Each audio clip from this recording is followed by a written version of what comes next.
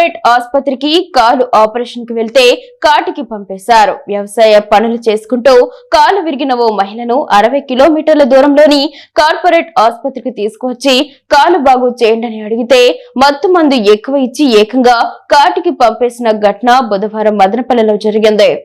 వ్యవసాయ పనులు చేస్తూ జారిపడి కాలు విరగడంతో మదనపల్లి టౌన్ ఎన్టీఆర్ సర్కిల్ సమీపంలోని ప్రముఖ ఆర్థోపెడిక్ డాక్టర్ వద్దకు వచ్చారు. సగం వైద్యం చేసిన డాక్టర్ ఎన్టీఆర్ ఆరోగ్యశ్రీ ద్వారా ఆపరేషన్ చేయాలని నెపంతో ఎన్టీఆర్ సర్కిల్లోని 4 అంతస్తుల ఆసుపత్రికి తరలించారు.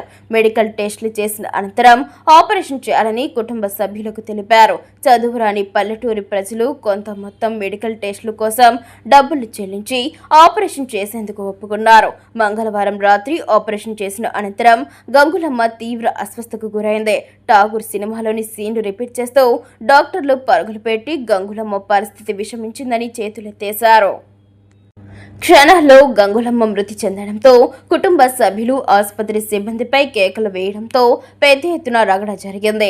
బాధితులకు దళిత సంఘాలు, సిపిఐ నేతలు అండగా నిలవడంతో స్పందించిన 1వ పట్టణ పోలీసులు బాధితుల నుండి ఫిర్యాదు తీసుకుని కేసు నమోదు చేశారు. బుధవారం ఉదయం పత్రికల ప్రతినిధులకు సమాచారం అందడంతో పెద్ద ఎత్తున ఆసుపత్రి వద్దకు చేరుకున్నారు. ఇంతలోపు ఏమి జరిగిందో ఏమో కానీ పెద్ద మనుషులు అన్ని మాట్లాడాలని బాధితులు నోరు మెదపకుండా మృతి చెందిన గంగులమ్మను అంబులెన్స్ లో స్వగ్రామానికి తరలించారు.